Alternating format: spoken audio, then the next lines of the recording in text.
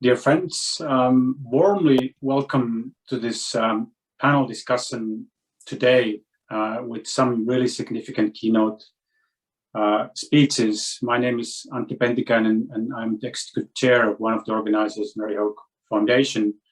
Later on this week, President Joe Biden will convene the world leaders into a summit of democracy. And this event is part of a civil society coalition coordinated by International IDEA, contributing to those conversations in the summit. Yesterday, I'm sure many of you know that there was a decision by the Department of Justice to close the investigation on the lynching of Emmett Till in 1955, then a 14-year-old son falsely accused of something that he didn't do.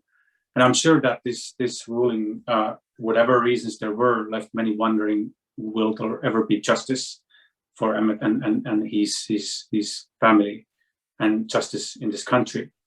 The topic of our event today is actually discussing around this topic, which is how dealing with the past is necessary for the survival of democracy. Like I said, my name is Antti Pentikäinen and I'm moderating our conversations today. Our opening remarks will be given by Elizabeth Hume, who is the acting CEO and president of Alliance for Peacebuilding. So over to you, Liz. Thank you so much, Antti.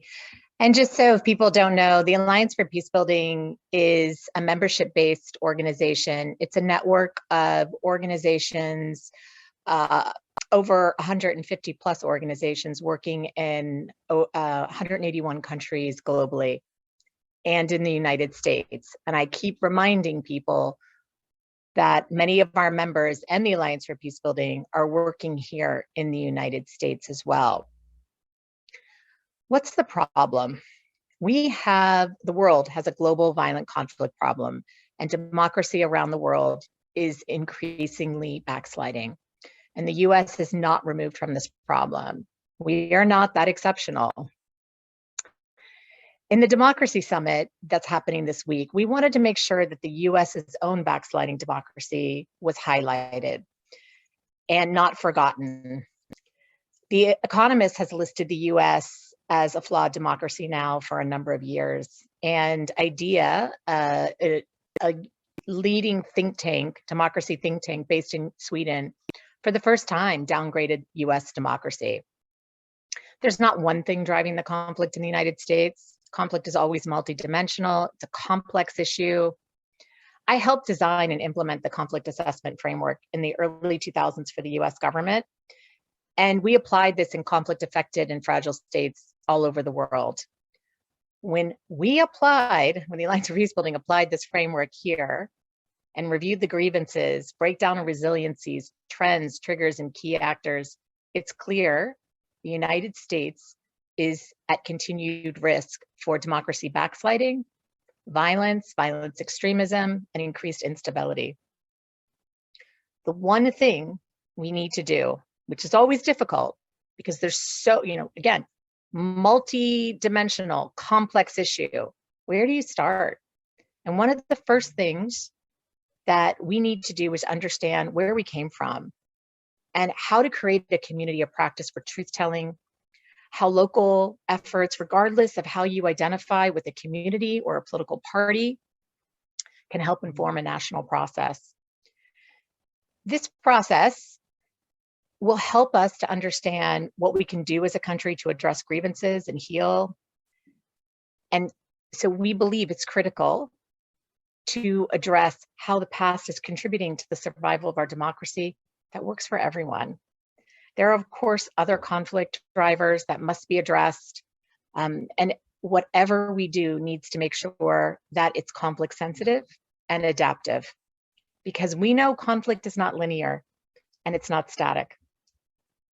So in this session, we hope to review this overview of what a truth session, a truth healing practice would look like, why it's so important, what do we have to look out for when applying it and implementing it. And I'm really excited by the speakers, including Beyond Conflict. And we are very grateful for the Mary Hoch Center, which Antti is leading this project on. So I'm going to turn it back to Ante and just thank everybody for making sure this really critical issue is raised in the lead up to the Democracy Summit. Thank you, Liz, and I want to say thank you to you. You have been leading Allies for Peacebuilding and very strongly and deliberately leading it to also work in the United States. And so thank you for those efforts. I think your counsel and wisdom is what exactly is needed. None of the actors should avoid discussing also domestic issues here and what's happening in the country. So thank you for your leadership. Mahatma Gandhi is attributed to having said, an eye for an eye will leave everyone blind. And the fact that this is not the case, we must have some wisdom in the humanity to survive no matter what has happened to us, no matter how painful it has been. And since the resolution introduced by Representative Barbara Lee after the murder of George Floyd, there has been a conversation in the United States whether this country needs a process of looking to the past, a process of truth, racial healing and transformation. And my message to this country is not that the question shouldn't be if it needs, but why it has not happened yet. Is there any way around than just having such a process for this country to thrive, to bring its differences together and move beyond the polarization that's happening?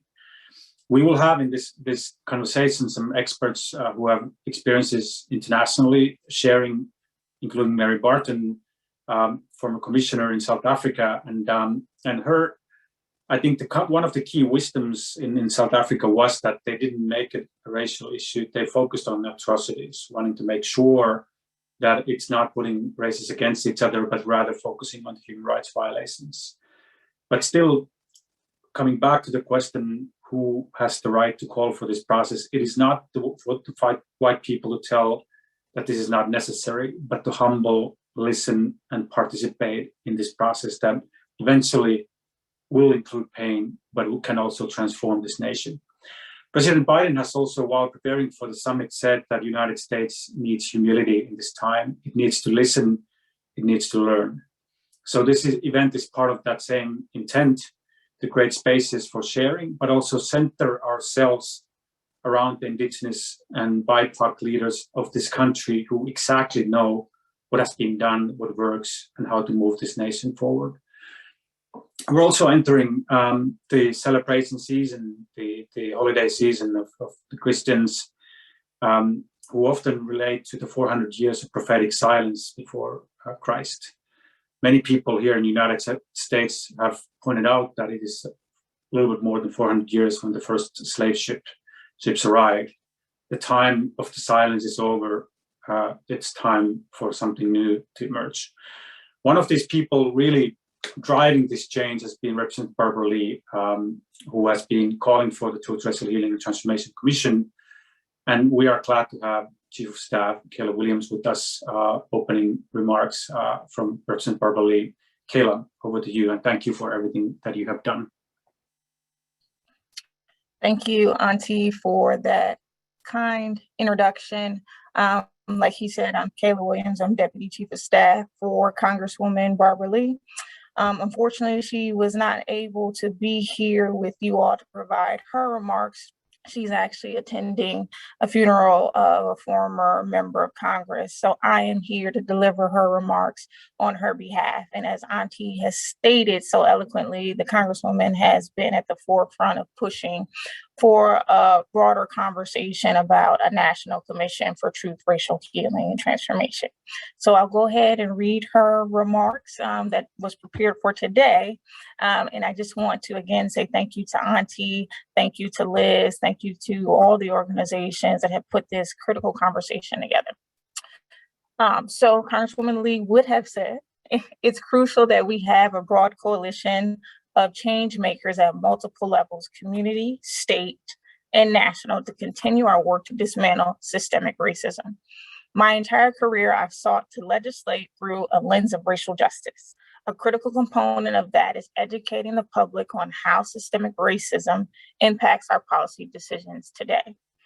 Every challenge we face today, from health disparities laid bare by the COVID-19 pandemic to economic inequality and poverty to environmental racism can be traced back to systemic racism and inequality.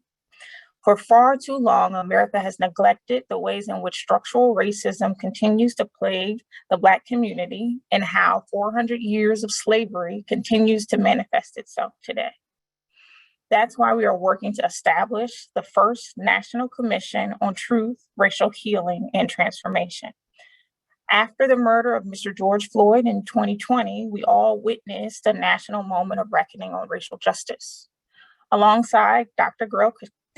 Gail Christopher, which you all will have the pleasure of hearing from, and other activists, we began organizing to build a commission that will examine the effects of slavery, institutional racism, and discrimination against people of color, and how that history impacts laws and policies today. Our efforts complement the national movement for commission to study proposals for reparations for African Americans, which is another piece of federal legislation sponsored by my friend and colleague, Congresswoman Sheila Jackson Lee. Both HR 40 and my resolution set up mechanisms for the United States to explore, understand, and repair the damage caused by systemic racism. As we work to pass sweeping legislation to help vulnerable communities build back better from this pandemic, we know that more work must be done to achieve true racial equity for our communities. Similar to local commissions being established around the country, a national commission would educate the public about the historical context for the current racial inequalities and lay the groundwork for true transformational change. Thank you for being a partner in this effort. We will continue organizing and building a diverse coalition to launch a national moment of reckoning that will finally root out white supremacy. I hope you all have a productive discussion, and let's keep up the fight. Thank you all again for convening this critical conversation, and I will kick it back to Auntie. Thank you, Kayla. And with a couple of remarks back to you, Dr. Gail Christopher has referred to Representative Barbara Lee as a political genius, so convey our trust to her on leading this process further, but also our gratitude towards you, because we know that you are the powerhouse moving a lot of pieces. So thank you for everything that you have done. As Representative Barbara Lee said in her remarks, the HR ConRes 19 is founded on the framework, Truth, Racial Healing, and Transformation framework, based on a review of previous international processes, consultations with the great number of actors in the United States, but also testing these efforts with the support of W.F. Kellogg Foundation. The architect of the TRHT framework is Dr. Gail Christopher, who is today with us. And I'll just, she has also acted as a vice president of the Kellogg Foundation, currently leading the National Collaborative Health Equity. But I'll just share a private observation that I have worked with these processes overseas for 25 years. And in each and every single process, you need someone who has the illumination, the vision, the leadership, ability to imagine and lead and initiate a process. But they also have to live exactly what the process should become, because that will embody the process for the whole nation. And my personal observation is that Dr. Christopher is like the Desmond Tutu for South Africa. Dr. Gail Christopher, thank you for your incredible efforts, and would love to hear from you how TRHT framework and your work can advise and help this country to move forward. Over to you, Dr. Christopher. Thank you, Auntie. You're far too generous in your compliments, but I am humbled and I accept that. I do. And I want to thank everyone that has worked to pull this together. There is no question that what is at stake here, and actually has always been, is the very future of our democracy. The phrase, "a house divided against itself cannot stand," it applies. It applied at the time of the Civil War, and it applies now. We must come together. Now, I don't use the term reconciliation. I use truth, transformation, truth, racial healing, and transformation. I want to point out that in many ways, this country, after our great conflict, our great schism, the Civil War, it did reconcile. The Southern states and the Northern states did come back together, but they did so on the basic premise of racism. In other words, the agreements that these states made agreed to continue to deny the humanity of African Americans and people of color. And so our work has to go beyond that. It has to move to transformation, as Congresswoman Lee's statement read so eloquently by Kayla.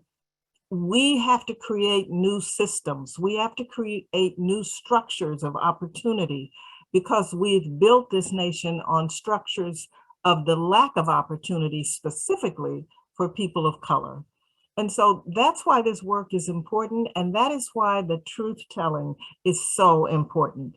Do you know, a lot of people are being reminded today that this is the anniversary of the bombing of Pearl Harbor that brought us into World War II. A lot of people don't realize that the Nazi philosophy was inspired by America's racism, that those who created the Third Reich and who created that process of elimination of people, they came to America first and studied our racist policies in the Southern states. And they went back and they actually said some of our policies were too harsh. And so this notion of a hierarchy of human value, this notion of permission to devalue people, it is at the core of the ethos of the culture of this country. And so when we engage in truth, racial healing, and transformation, we face that ugly truth, but we also couple it with an understanding of our interconnectedness and our interdependence. You know, it's become very popular for people to use the phrase white supremacy these days, and it just rolls off our lips.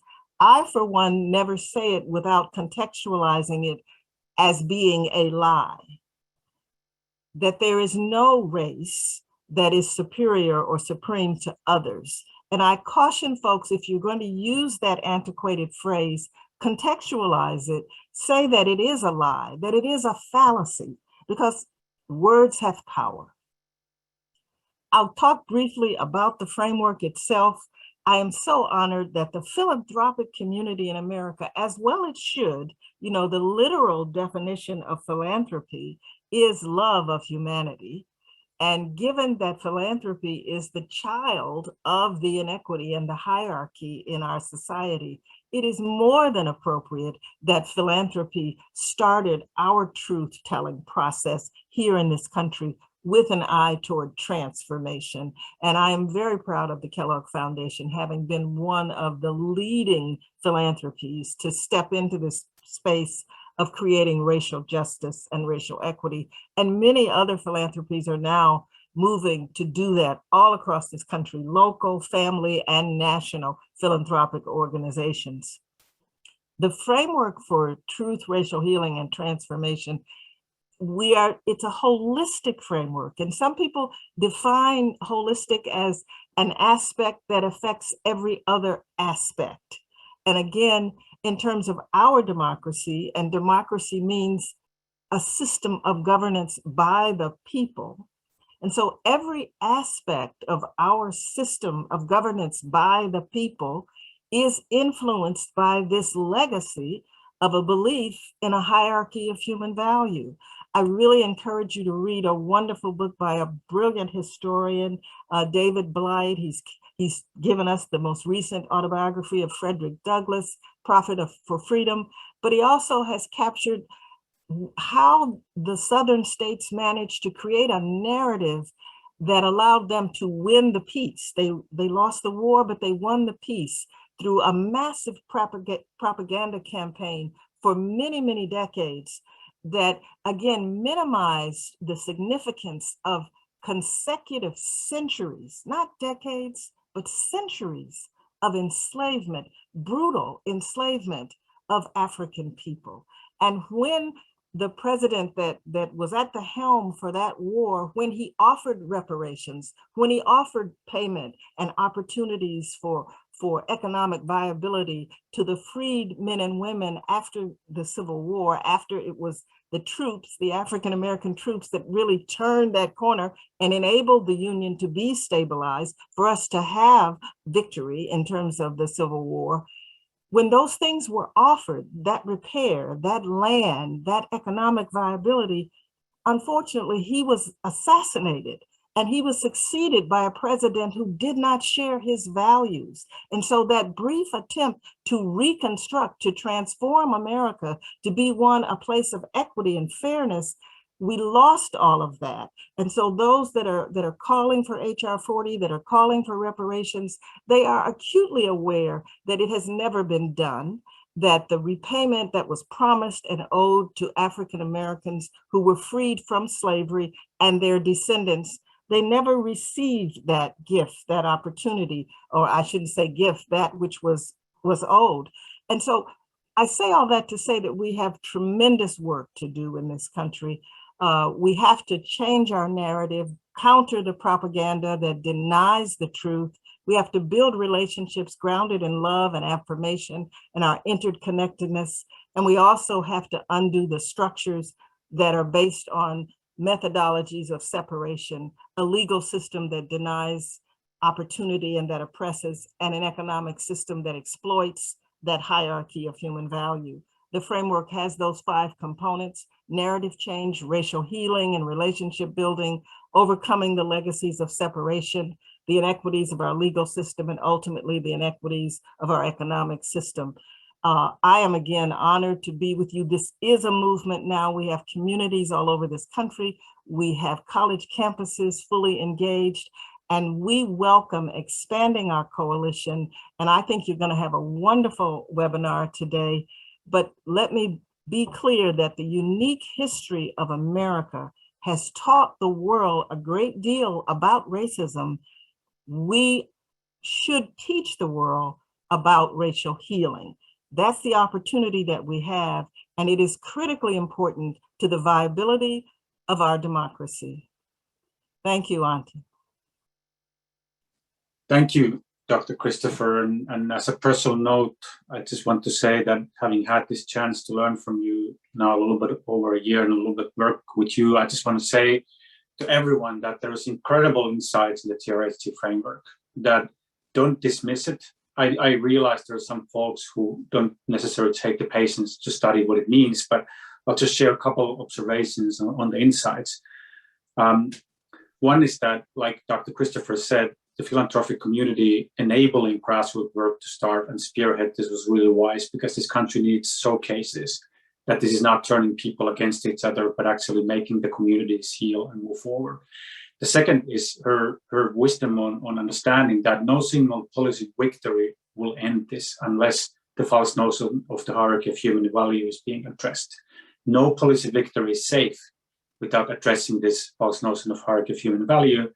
And third is Dr. Christopher and Representative Beverly made this invitational, not exclusive. So all of these are small examples of incredible wisdom that is necessary and tailored for this country. So Dr. Christopher, we are so thankful for all the efforts you have done and the leadership you continue to provide. Thank you, Auntie. Our next speaker, Mary Barton, was born in Argentina, and she moved to South Africa, and gradually, while observing what the apartheid regime was doing, could not just disapprove it in silence, and became involved already in 1965 with an organization called Black Sash, which was predominantly white women putting their action behind people who were affected by the apartheid. Incredibly brave work that was criticized, of course, by the apartheid government, but at times also by the Black activists who felt it's only their struggle, becoming incredible progress and significant part of the struggle. And then she also became a commissioner in the Truth and Reconciliation Commission, focusing on the Committee on Human Rights Violations. Mary, we are so pleased that you were able to join us, and would love to hear from you after these couple of decades after commission in South Africa. What can we learn, but also for the United States and other established democracies struggling today with their past, what advice would you have for such nations? Mary, over to you. Thank you very much, Auntie. This is a very exciting moment to be witnessing the birth of something new, or perhaps one should say the arrival of something new that has been growing in the United States for a long time.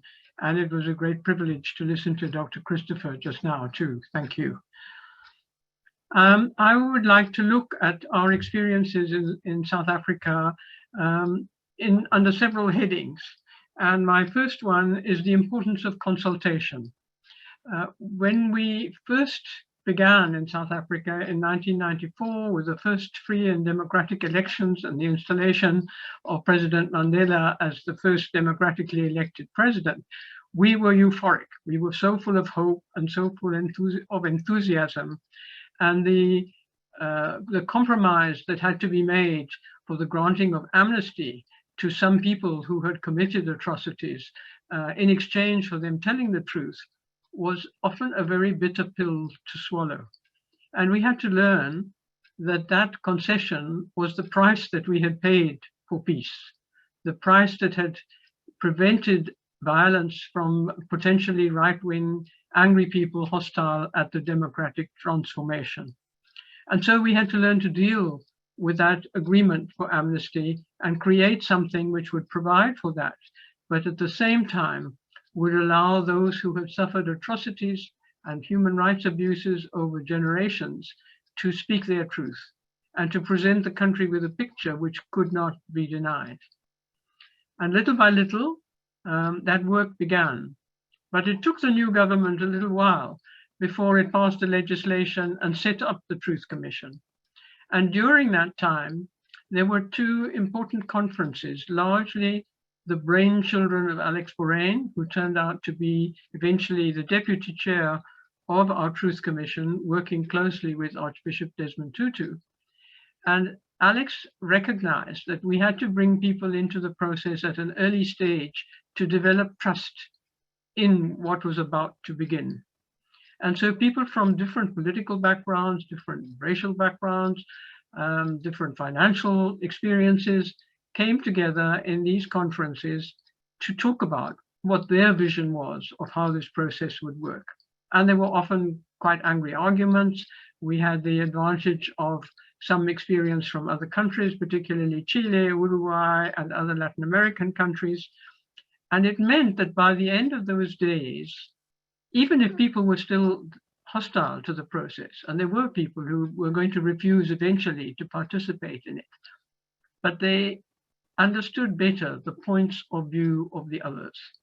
And it seems to me that that was one of the things which established the Truth Commission when it was set up on a sound footing, because we'd heard the arguments, we'd had the battles before we even started. So I do think that that consultation is a vital part, and early consultations of the process.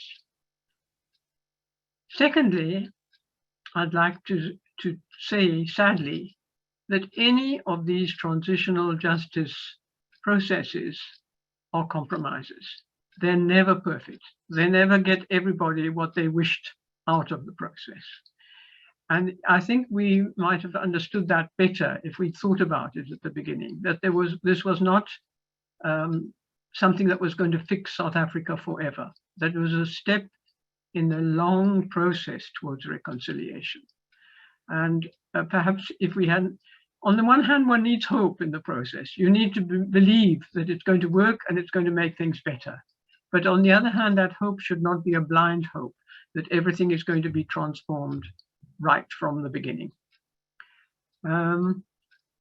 Thirdly, I think we have to understand, and I don't think people did understand in South Africa, that you cannot have a process of reconciliation while aspects of social justice are denied. And now we sit in South Africa. Of course, the pandemic and everything else has not helped, and the international economy has not helped. But even without that, we have millions of people in our country who are probably financially worse off than they were under apartheid, who suffer every day from unemployment, from abject poverty, who have virtually nothing to sustain them. And it is not possible to think about reconciliation when we have that huge aching wound in our society. And of course, it means that although it's not entirely on a racial basis anymore, because there are people who have profited from the new dispensation, but the majority of people who are poor are people who are Black, people who are homeless, people who are denied adequate education and training to enable them to compete in the world. So without social justice, there cannot really be a hope for reconciliation. Then there is the question of trust. Who are the people who are going to be entrusted with this process? And who are the people who are going to trust them?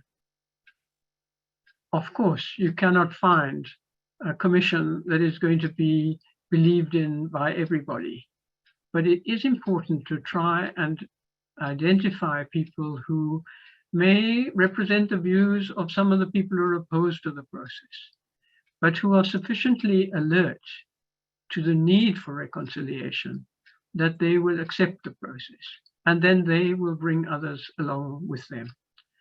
So when our commission was finally established, it contained people from different political histories, different social histories, people who had been part of the previous regime, people who had been in the White Parliament. And so our commission was probably too big in a way. There were 17 commissioners, and then eventually further members added to them as committee members. But the size of it did allow for representation of many different political views. And that did help to increase the public trust.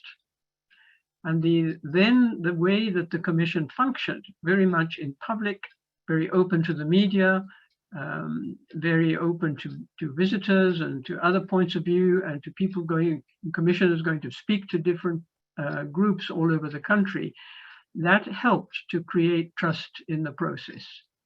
And there's no doubt that the media played an important part in that. I thought at the beginning that this would be a 10-day wonder, and that the first public hearings of people testifying about the atrocities they had suffered would wane. But in fact, the newspapers, the radio, the television followed the Truth Commission all through the 3 years of its work. And that also helped. It helped to tell the story. It meant that nobody could deny the truth of what they were hearing. It was impossible to deny it.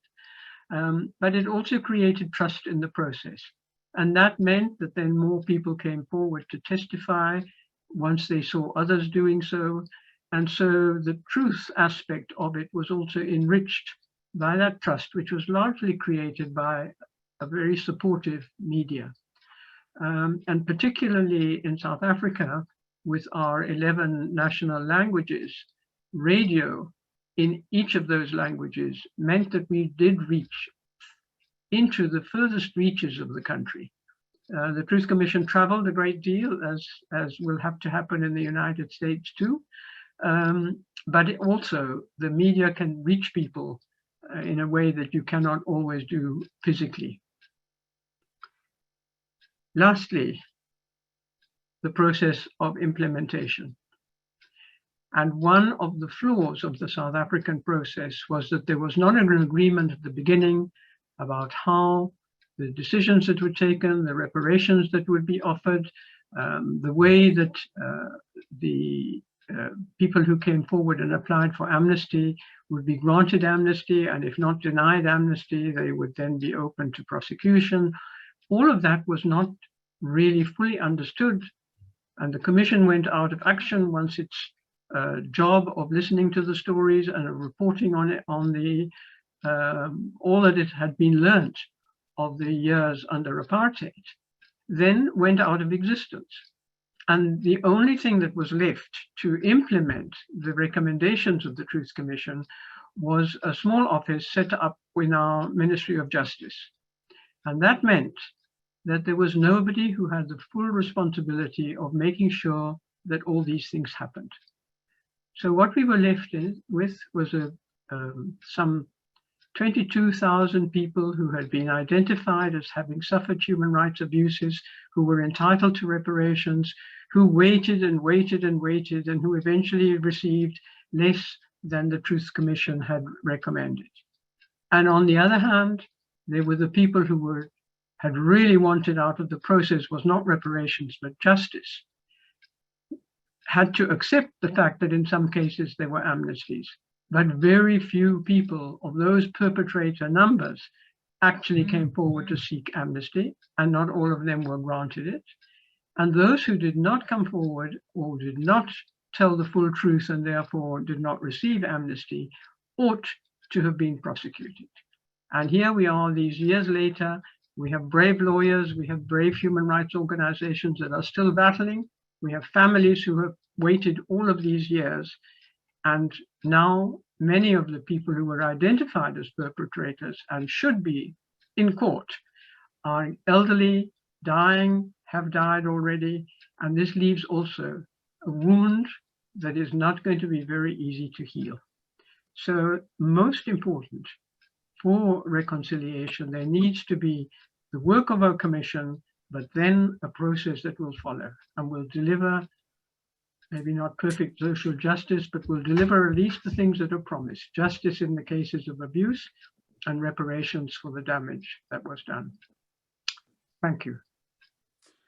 Thank you, Mary, and thank you for that really wonderful summary and observations that can only be rooted on 30 decades of activism before the Commission and over 20 decades of activism after the Commission. So we are just so grateful that you were able to join and provide us this advice. We will take certainly very clear note of your recommendations. Our next speaker is a scientist coming from Israel, Dr. Boaz Hameri. He's a social psychologist specialized in conflict management and mediation. He will not be discussing the conflict between Israel and the occupied Palestinian territories, but I can say that it adds, Boaz, to the credibility of your work, that you are observing one of the most difficult conflicts and having to deal with its effects on continuous basis. But I think looking more to you as a scientist, we need to hear today, because also not only governments that are coming out of war or genocide or atrocities are struggling, but also established democracies are struggling. So we'd like to hear from you how the brain and behavioral science is advising us in this process. Is it giving us hope? And you have been looking through your field studies, especially on issues like collective victimhood, how forgiveness and reconciliation can inform transitional justice and restorative justice. So over to you, Boaz. Thank you for joining us. Thank you, Antti. I'm very honored to be here, be part of this discussion, and to be able to tell you a little bit about my approach and lessons learned as part of my research on conflict resolution. I'll try to give some hope. I'll try to provide some lessons and some notes about my approach that I hope you all will be able to maybe make some parallels to your own context and the context you care about or the context you're involved in. So let me start by sharing my screen. So I have slides. So I hope you can all see my slides now. Okay.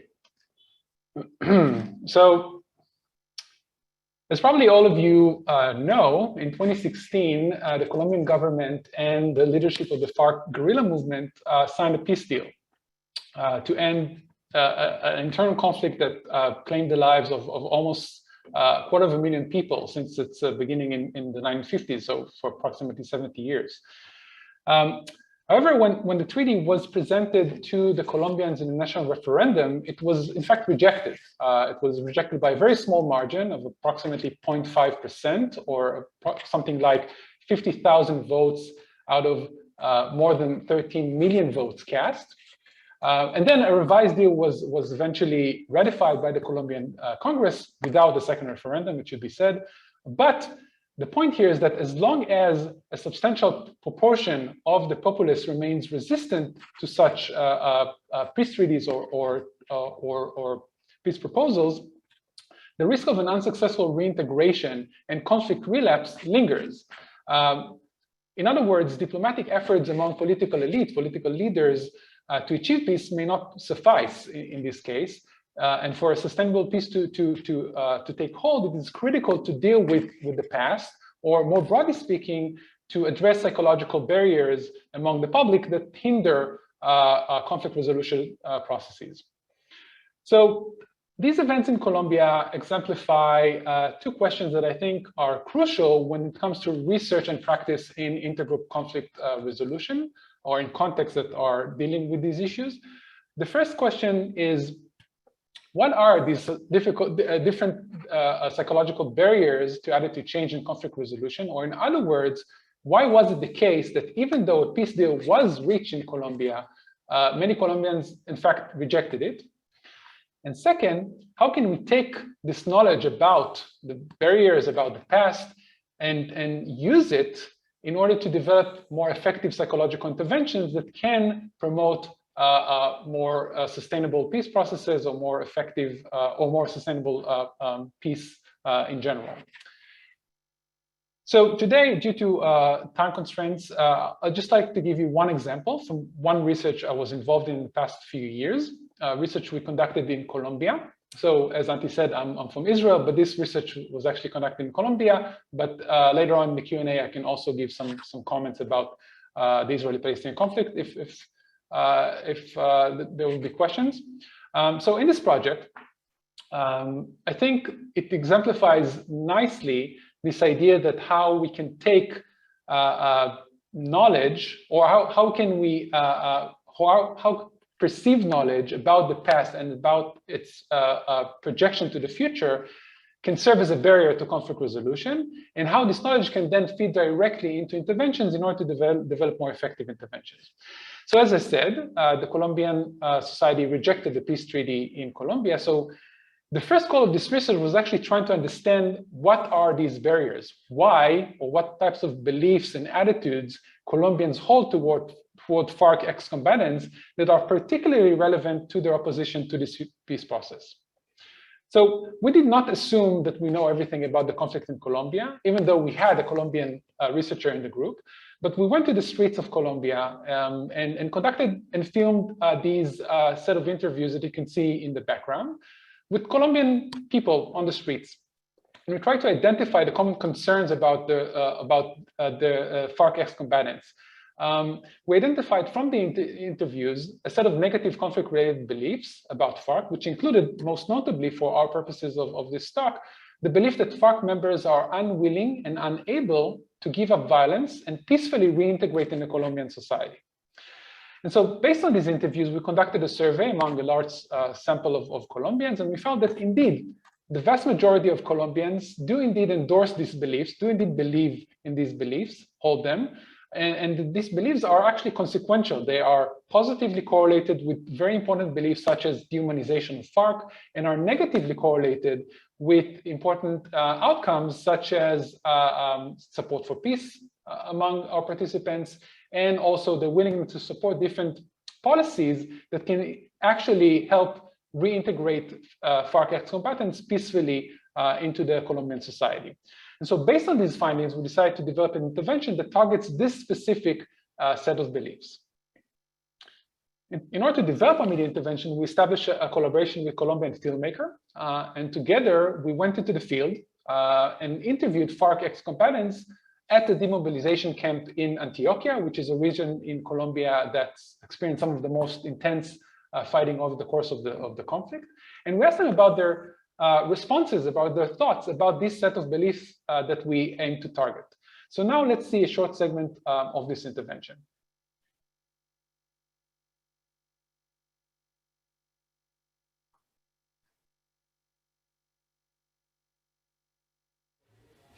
Él está viendo ahora que llegó al espacio que ustedes tienen acá una comunidad cerca, pero también está la policía, están los militares. ¿Cómo ha sido ese relacionamiento con ellos? ¿Ha sido difícil? ¿Ha sido fácil? Al principio fue un poco complicado, porque todo el mundo tenía sus temores. Se fue construyendo esos lazos de amistad, de entendimiento, y todo fue gradualmente, pero fue avanzando. Hasta ahora, pues, creo que hay una muy buena relación, tanto con la comunidad, tanto con el ejército, tanto con la policía. Pues una de las cosas, primero que todo, es la confianza. O sea, de entrar en confianza, porque la realidad, lo que hemos tenido aquí, la confianza y la integración, porque nosotros no le hemos podido dar nada, más nada.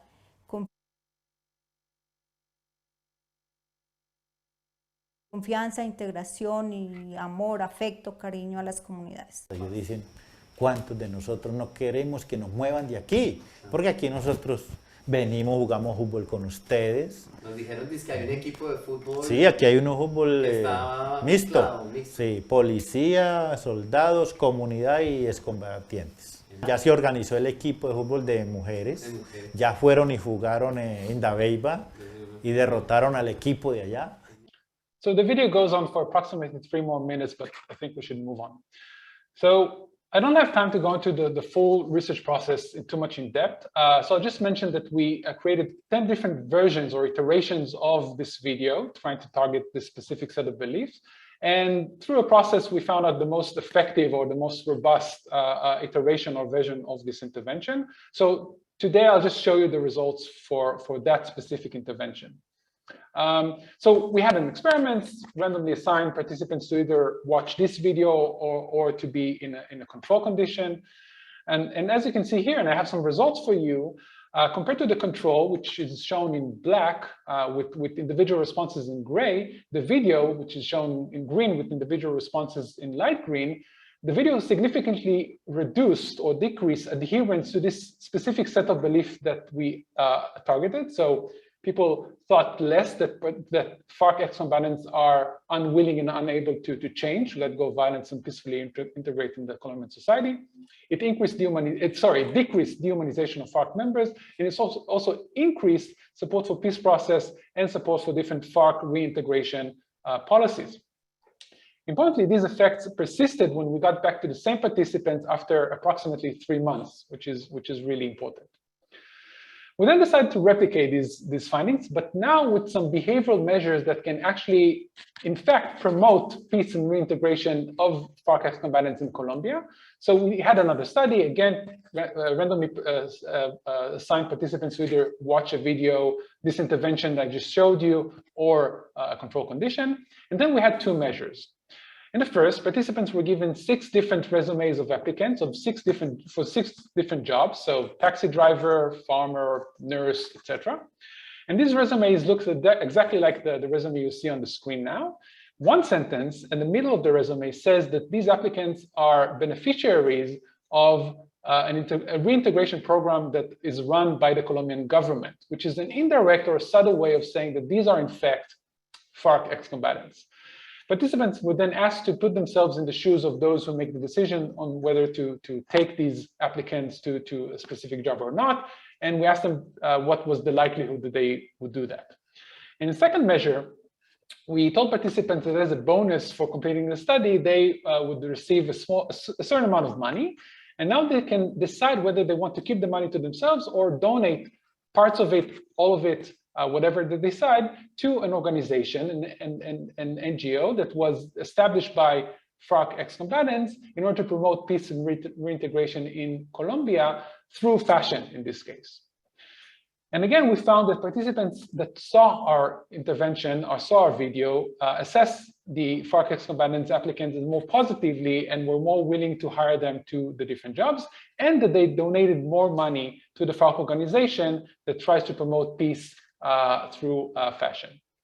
So to summarize, with this research we conducted in Colombia, I just tried to give you one example of how me and my colleagues think about ways to deal with the past in conflictual contexts in order to promote conflict resolution and counter chaos in these cases. This is just one example. Other similar examples or other similar projects, have been conducted in other conflictual contexts in various places around the world. And I believe that this work I presented here today, as well as other work, clearly shows that the importance of identifying the psychological barriers and issues that linger from the past, as this knowledge can then feed interventions directly and make them more effective in promoting intergroup conflict resolution. And with that, I'd just like to end by thanking my collaborators on this project, and thank you so much for listening. Thank you, Boaz, and I think you demonstrated really well what it means, the opportunity to do this work on science-based, and just wanting to highlight the significance of organizations such as Beyond Conflict, who are based in the United States, who have experience on transitional justice, but also are very deeply involved in neuroscience brain and behavior science, that they are actually present, and everything that can be planned can be actually based in the hardcore science, and also showcasing us very practically what that means. Thank you, Boaz. Now moving to a conversation with two of my real life heroes. When I was invited a little bit more than a year ago to provide some advice by the office of Representative Barbara Lee, I woke up in the middle of the night wondering whether, there is hope in this country, and who am I to provide anything. And then I realized that I shouldn't be thinking about myself, because this country has the knowledge, has the actors who know exactly what needs to be done. And so we have the fortunate opportunity of listening and having a conversation with two of these people. And I see that many people are also on the call from the Wabanaki REACH. We love the way, Esther, every time we ask you something, you say that I'm going back to my community.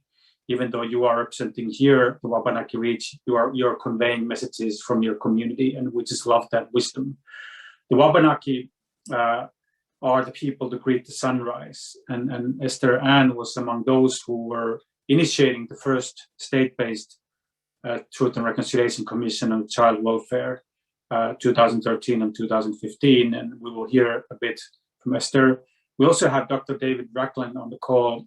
When Michael Brown was murdered, he led his students into the streets of St. Louis, actually practicing what he had been teaching in the classroom, and then initiating with current Congresswoman Cori Bush the Truth-Telling Project. And we're really pleased, David, to have you also on the call. So if I may start with Esther, also in the Congress and Senate, there is a proposal to establish a Truth and Healing Commission for the Indigenous boarding schools. What would be your advice for this potentially future commission, but also your message from the founders of the TRC and the Wabanaki REACH? Over to you, Esther.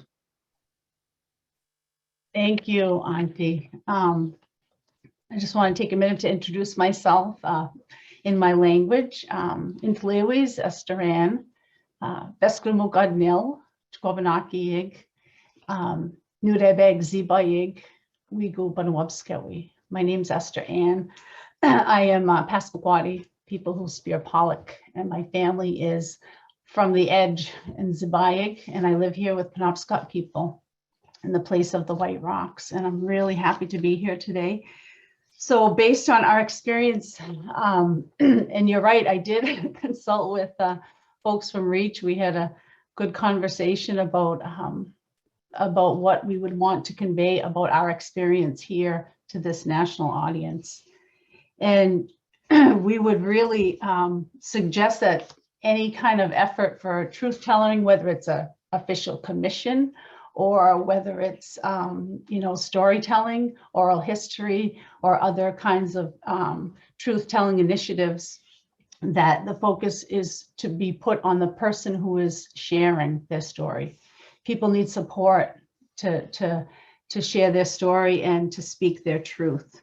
That you hold those stories sacred, even if they're hard to hear. No matter how hard they are to hear, you hold those stories sacred. I think Mary talked a bit about building trust in the community, and that's really important. And it takes a while.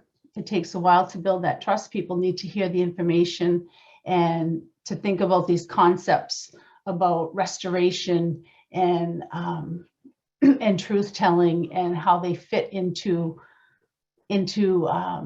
their story and other stories and the truth and how we're changing the narrative. They need to trust that, and it takes a while.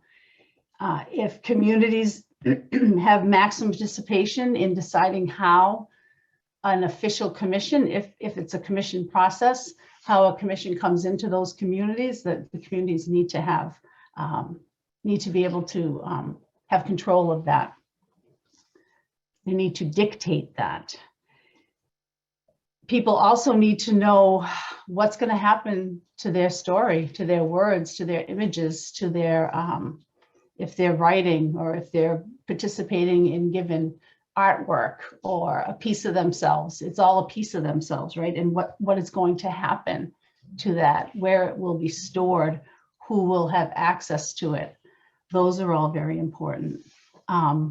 I could go on, but I'll stop right there and give maybe David a chance to answer a question. Thank you. Thank you, Esther, and thank you also for bringing that collective wisdom of the Wabanaki. Dr. Ragland, or if like everyone knows, you're on the country, Dave. You since the St. Louis work and the Truth Telling Project 2014 have become a really significant powerhouse and voice and person and an organization supporting each and every commission, not only working on truth telling, but also reparations and reconciliation. I would just like to ask from you, how do you see the way forward in this country? And then one of the key concepts that you have been introducing is that there's a midpoint between truth and reconciliation, which is the reparations. So we'd love to hear you explain that to us. Over to you, Dave. Sure. And I wondered how long do I have? I want to just share a little bit more as well. Go ahead. That answer. So thank you for everyone who spoke before me. And I just want to take this moment to invite my ancestors into this conversation. And also the ancestors who have lived and made truth really important for our world, like Nelson Mandela, my own grandmothers, Mike Brown, who brought me in a different way into this movement for truth, Sandra Bland, and on this day where we're remembering Emmett Till, as you mentioned earlier. And I'm calling in from Nipmuc land in Western Massachusetts. And I just want to share a little bit about the work that we began in Ferguson, which was initially after Mike Brown was murdered, and in the wake of Trayvon Martin's murder, we wanted to change the narrative. And we wanted people to hear stories from those who experience police violence from their own mouths, not translated, not reinterpreted. We also thought that it was important to establish truth from the margins, which I'll say a little bit about, which is also connected to reparations in this particular moment. Also for healing. After in Ferguson, we began a series of hearings around people who had experienced police violence. And after the first hearing, Dr. Fania Davis, who founded Our Joy, leaned over to me and said, truth telling is healing. This was healing. And also, like Esther Ann, we wanted to reinforce the sacredness of our stories, our lives. If we view what we lived through, as I learned actually at Standing Rock, around the sacred fire, hearing the elders speak, our stories are sacred because they reflect our lives, which are sacred. And we also viewed the truth-telling work as an experiment in public pedagogy. What can our society learn? And so our process, we learned from the Greensboro Truth and Reconciliation, Truth and Reconciliation Commission. And our process was endorsed by the protesters, many in our community, as well as Bishop Tutu wrote a message supporting our work, in addition to the Johnsons. And I remember toward the end of the truth processes and hearings, we were coming along the 100-year anniversary of the East St. Louis race massacre, where at the turn of the century, African Americans were murdered. And so we began to really think about our process as a part of this historic legacy of violence that Dr. Gail Christopher mentioned earlier, where she described this history that cannot be lost and that informs all that we're doing. And also the importance of truth, right? And we're dealing with this right now as we see what many, and not just in this particular situation, but in Texas, for instance, they just passed a law banning critical race theory. which is meant to uncover the truth about history. And what this is essentially is rewriting history and already tenuous truth. Things like calling people who were transported as workers as opposed to people who were enslaved. This is socially produced ignorance, as some sociologists have called it, that deny this history and claim that their children are being harmed. But as we are seeing from the immense amount of violence in our country, the impact of denying the truth to our children. And so I write in the International Journal of Human Rights Education that truth-telling is what impacted BIPOC communities have always had to do to survive. And as mentioned earlier, in the backdrop of World War II, when the US and international community were establishing the Nuremberg Principles and talking about human rights, Black veterans in our communities were enduring Jim Crow and being murdered after returning for fighting for the US. Then less than 10 years after the Nuremberg Tribunal, Emmett Till was brutally murdered over this kind of socially sanctioned ignorance and the fabrication, right, that we see that is still justified. And additionally, according to our colleague, Eduardo Gonzalez, he said that finding truth and agreeing on the truth is an enormously complicated task. Actually it's the task of building a society and a place where we can share certain kinds of understandings and beliefs as foundational understandings of our nation.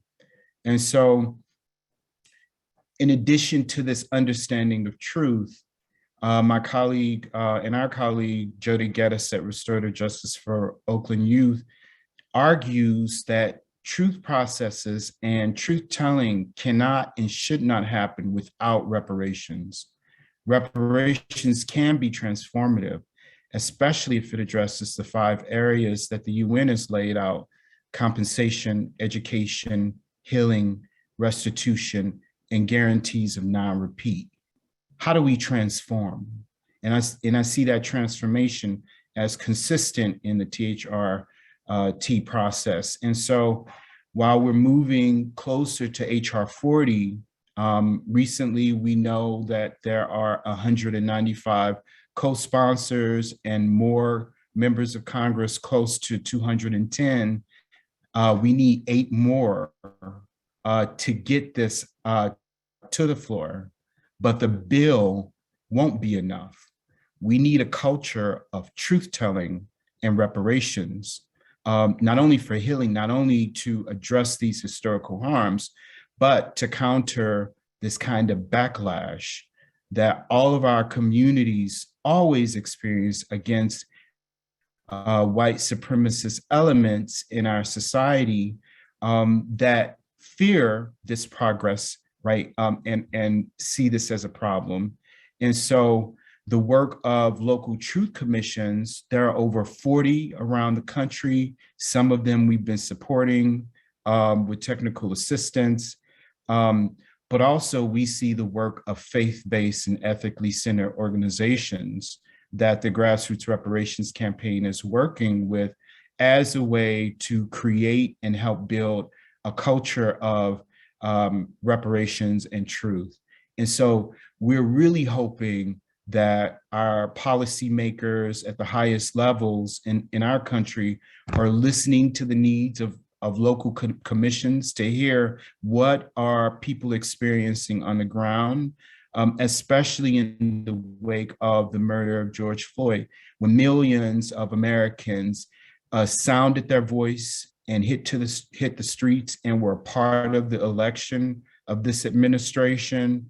As well, Truth Telling Project is working on with Our Joy and the Mary Hoch Center to create this peer-supported space for commissions, including trainings and also various forms of support.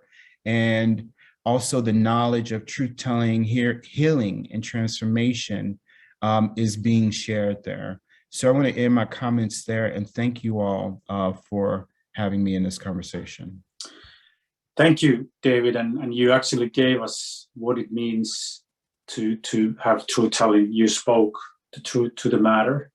Thank you for bringing Michael Brown and Emmett Till, but also the wisdom of the ancestors and our reliance on their sacrifice and work.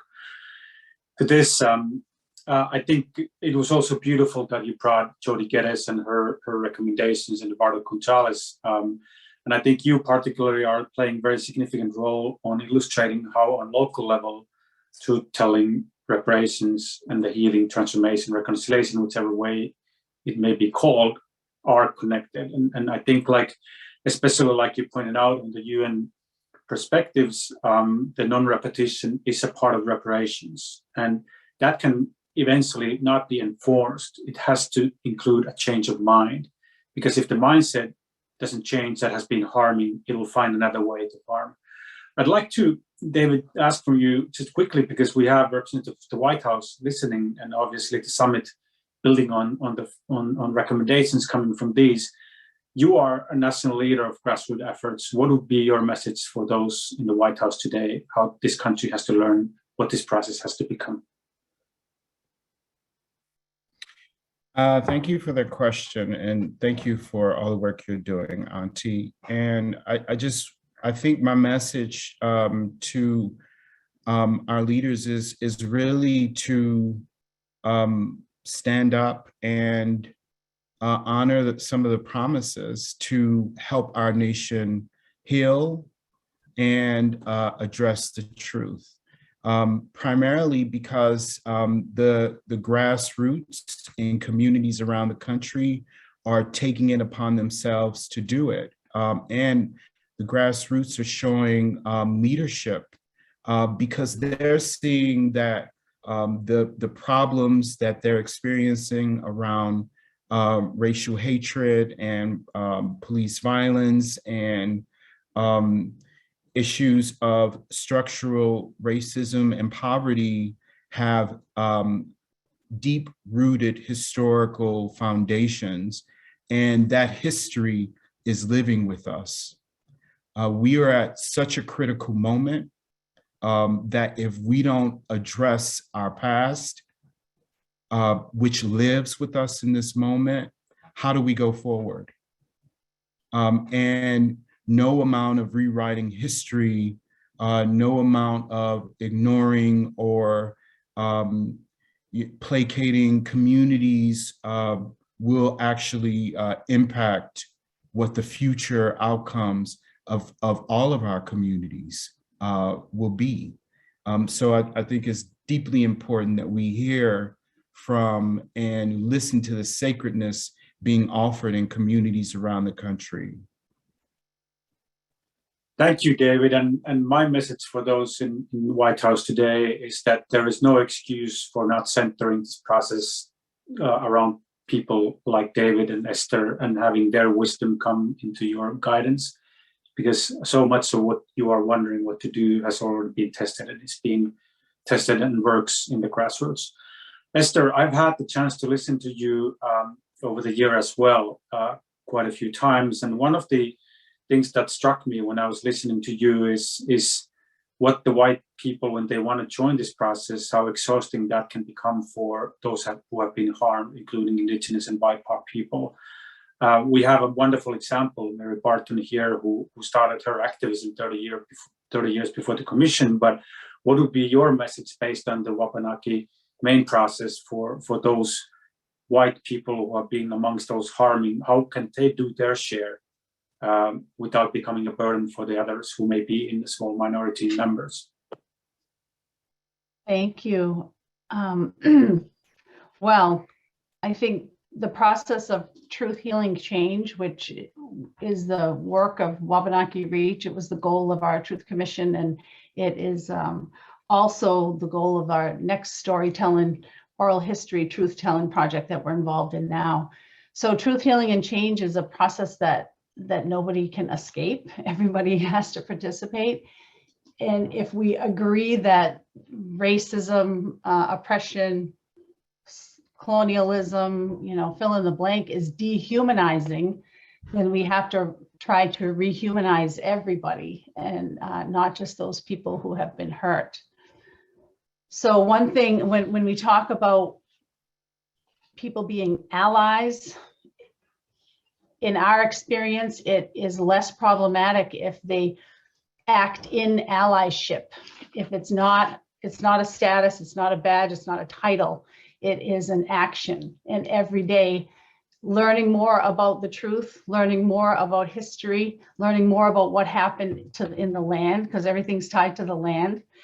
Everything that happened, the genocide against Indigenous people was to get access to the land, the exploitation of labor and enslaving people over here was about land, right? They wanted access to the land. So in that process of people learning about the truth about what happened, they also have to figure out how they fit into that now, how they fit into that. We inherited this history.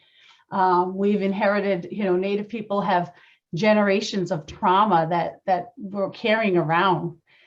And we're doing a wonderful job of imparting less of that trauma onto our children. Just in my family, I know that I have done a much better job, and my children have a much better understanding of things than I did. So asking people to figure out how they're going to be with what they know now, and figure out how they benefit from this awful history and how they fit into it. And to really, I heard a colleague of mine, a white lady actually gave me this term. She said, trauma tourism. Really be aware of trauma tourism, or another lady said genocide porn, because in our experience, it got to the point where people wanted to hear the awful stories. They wanted to have that emotion, right? They wanted to connect with somebody on that level, but then could just put it aside and then go on. And that's not what we want. We want truth, that healing or that grieving, and then some change. And that is up to everybody every day to make those choices and to be in allyship and not to be an ally. Because once people started feeling like they were entitled to this status in this position, then that entitled them to knowledge, to access to our resources, to our labor, unpaid emotional labor. So it's a slippery slope, because people, I really believe that deep down, it is dehumanizing, this state of oppression and racism, and we are all humans, and we're all really craving that connection and trying to figure it out somehow. I know I might sound naive to some people, but when it comes down to it, we are all connected to each other, and we're all connected to the land, and we're all connected to, as David brought in, the past, our ancestors, and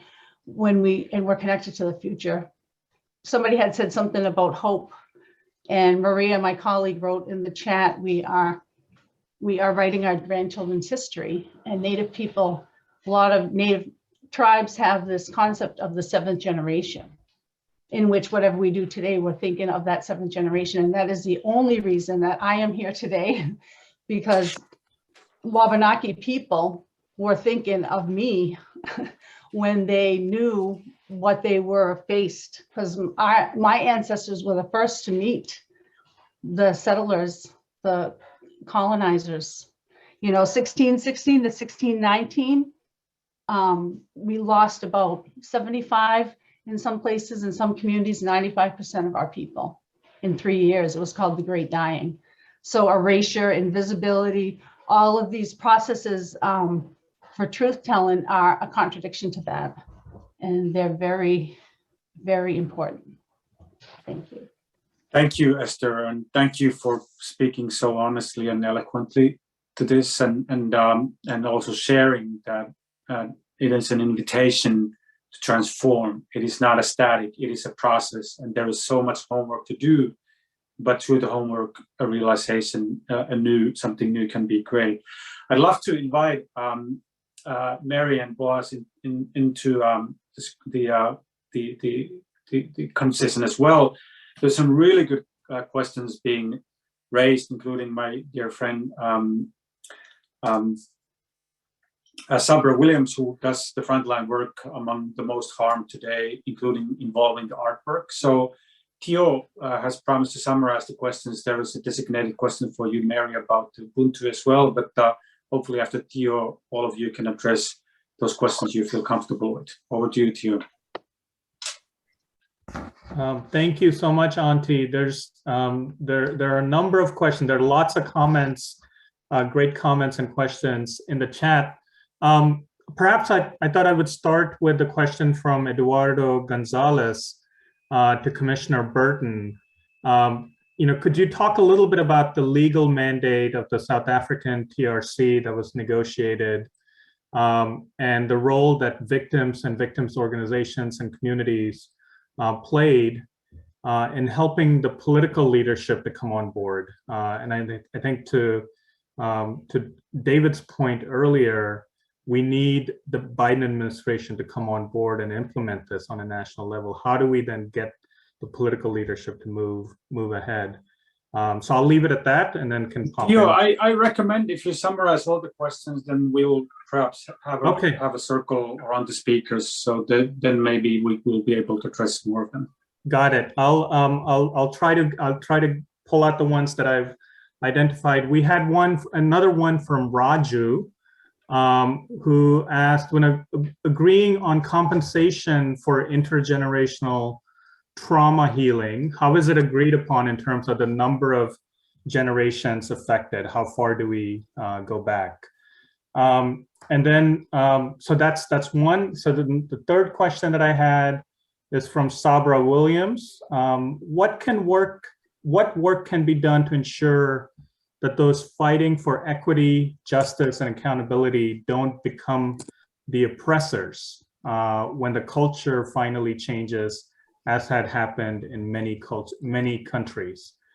P.S. The arts and creativity should be part of the solution.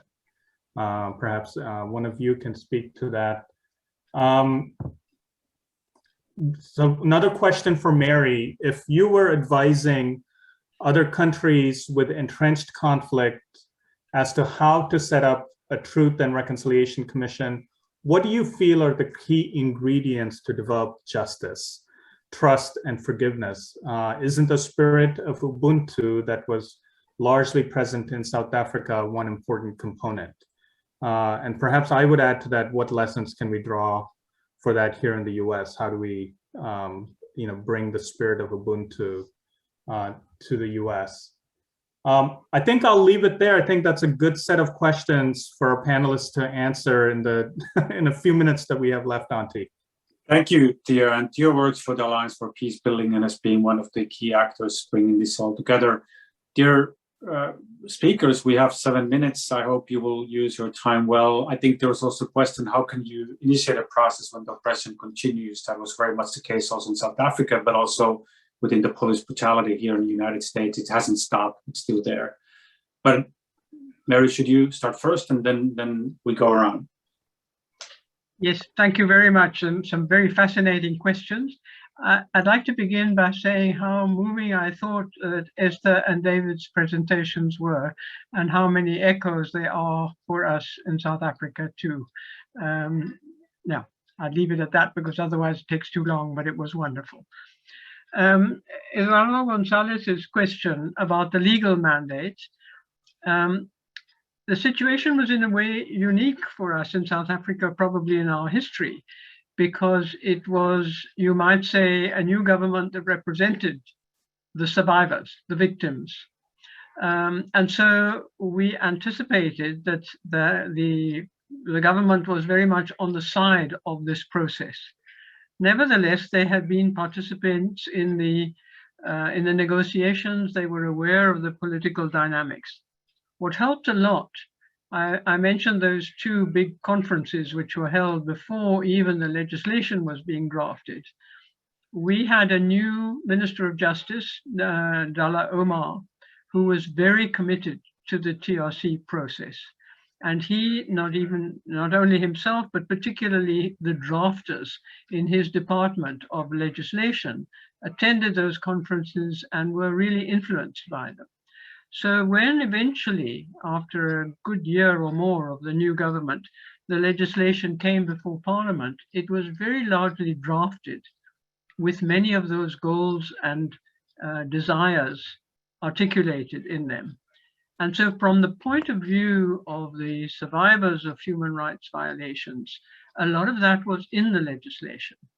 Then, of course, we saw the parliamentary debates with the opposition raising issues and compromises being reached and so on. But largely the legislation articulated a lot of what the hopes and dreams were of the TRC. And that's probably different for many other countries now and was a great benefit to us. I think that's probably the most helpful answer that I can give. And when I think of the processes in some of Peru, for example, where Eduardo González came from, and Colombia, which we heard about from Boaz, it's a very different situation. The question of Ubuntu, the concept of Ubuntu, very much articulated by Archbishop Tutu, means a person is a person because of or in relation to other people. It's about personhood. It's about being human. And you've also used those words, that being human is part of this process, and it is a humanizing process. I don't think that the concept of Ubuntu is in fact unique to South Africa. I think it exists in people everywhere. It needs to be supported and encouraged and valued and made real. So I think that at that time in our history, again, the concept of Ubuntu was important and it was often articulated. It was often misused almost in becoming a kind of mantra which started to lose the strength that it might have had otherwise.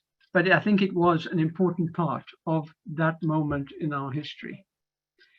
There was also a question of, which I don't think that that was raised now, but which I made a note of, is how can we sit down and negotiate with the perpetrators, especially if the violence is continuing and people are still victims of an oppressive regime.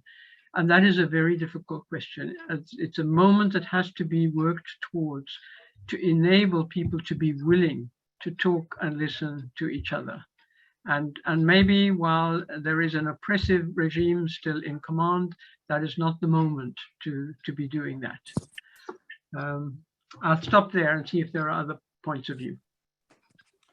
I think just to follow up on what Mary said, I think there's a lot of value if people can't share their stories with each other, but there be a way for them to share their story with somebody, even if it's not, this on it, for lack of a better word, sides, people on both sides, but sharing your story is such a powerful act and can have profound impact.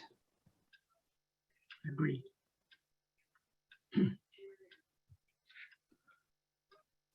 I'd like to share just, someone asked a question about the past. And my response would be that we are living out the past, right? Colonization of this land that we are on now and slavery were world-making events, meaning that we're continuously living them out. The writer Amos Wilson wrote, "Justice requires not only the ceasing and desisting of injustice, but also requires either punishment or reparations for injuries and damages inflicted for prior wrongdoings. The essence of injustice is redistribution of gains earned through the perpetration of injustice. If restitution is not made and reparations not instituted to compensate for prior injustices, those injustices are in effect rewarded." and the benefits of such rewards conferred on the perpetrators of injustice will continue to draw interest and to be reinvested and to be passed on to their children, who will use their inherited advantages to continue to exploit the children of the victims of those injustices of their ancestors. Consequently, injustice and equality will be maintained across generations as their deleterious social, economic, and political outcomes. And I believe that truth processes in the time of violence, dictatorships, can be an intervention. And I put the quote in the chat as well. Thank you, David. I got kicked out by the Zoom for a while. I don't know, Boaz, if you have said your final closing remarks, but if you do want to say a couple sentences, that's fine, and then we will close with Tim Phillips' remarks.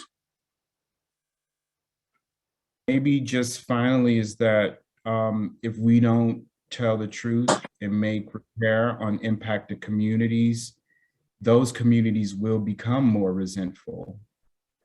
If you look at Black communities in particular, we've always wanted to be a part of the system. We believed in the good ideas that it professed, and if they aren't made to be true and real, then I think it will have a profound destructive impact on the entire society. And that was it. Thank you. Thank you. Boaz, one or two sentences, and then we wrap up. Yeah, thank you so much. I don't want to take any time from Tim.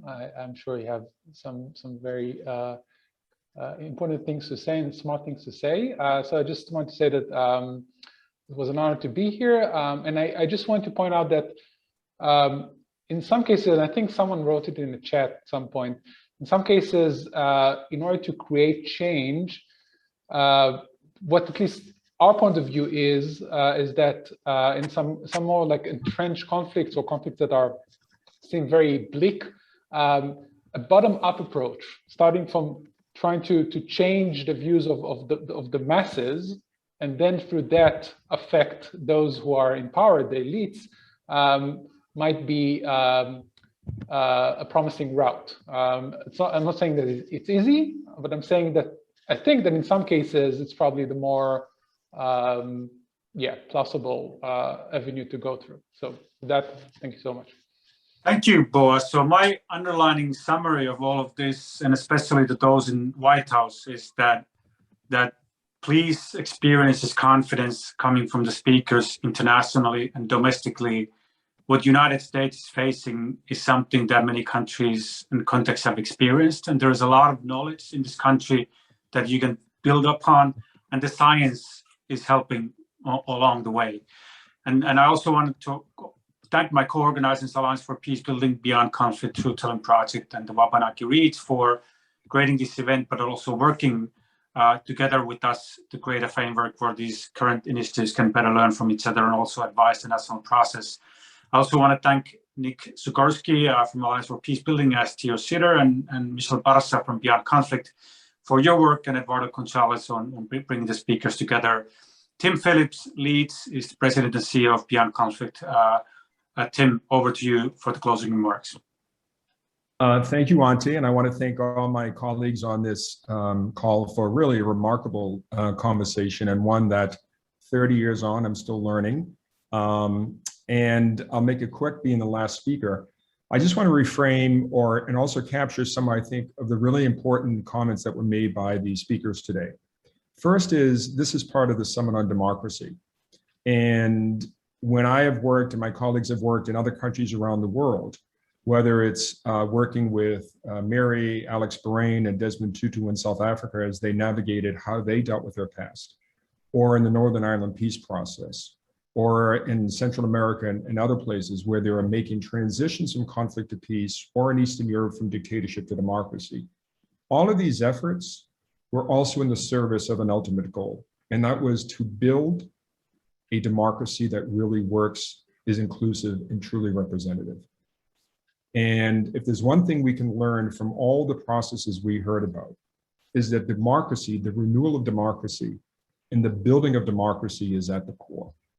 And one thing I've learned from South African colleagues who were involved in the Northern Ireland peace process is when the Good Friday Agreement was signed in 1998, I had the honor of working with then Cyril Ramaphosa and Rolf Meyer, who were involved in the Northern Ireland peace process. And after the signing of the Good Friday Agreement, I reached out to them. This is long before the internet. And I said, what do you think? You guys played a role. You brought the Northern Ireland leaders to South Africa. They met with you, Mandela, de Klerk, and many others. And they said, yeah, don't be so euphoric. They said, we looked at how the political leaders went to the microphones and they gave a different interpretation of the peace agreement they just signed. There was no shared understanding of their past. They didn't come to a shared understanding of what was at the root of the conflict that tore them apart, not only for the last 30 years, but for generations. And if there's one thing we learned in South Africa, and as Mary articulated this really powerfully, that we have to have an understanding. And opposite sides may not fully take on and agree, but understand that people bring deep history, deep loss, deep fear, deep anxiety, but a deep search for justice and dignity in their personhood, I think as Esther and David were saying. And until they do that, in this case, they said in Northern Ireland, their peace is going to be very fragile. And that's been the case almost 30 years later. And so in this country, as we think about democracy, which is at a very, very fragile place, it has to be that we can't reconcile our people or reconcile our democracy until we reconcile our history. And that's going to be very discomforting. But I think, as Mary said, the compromises, the work, the effort to find a way forward has to be in the service of not only the past, but the future. And that's what we can learn in the United States from many countries around the world. And I think, as Mary eloquently said, in South Africa, they looked at other models, whether it be Argentina or Chile. They looked at what happened in Africa. They looked at what happened in denazification in Germany at the end of the Second World War. But they went through a process of asking, where do we want to go as a country? And we can't really define that until we know where we're coming from as a people. And I heard that consistently in these presentations today, that we have to understand where we're coming from to imagine where we're going. And I think that's at the core of this work. And one of the things that Boaz talked about in Colombia, and I think it connects to everything there, is the word that resonates with what Mary said, what Gail said, Esther, David, and everybody else said, trust. But you said something, Mary, that I never heard framed before. If we're seeking the truth, is building trust across divides a powerful way to get to the truth? And I think the truth and having and building trust are not the same thing, but they're connected and I think a powerful process. And Gail also said something about reconciliation. And I was looking up as I was listening, if we go back to the original meanings of reconciliation, the Greeks defined reconciliation as to change completely. In the Catholic tradition, reconciliation is to confess sin. In many places, when we think of it in conflict, it is to make amends. But I think, unfortunately, reconciliation has been hijacked as the preservation of the status quo.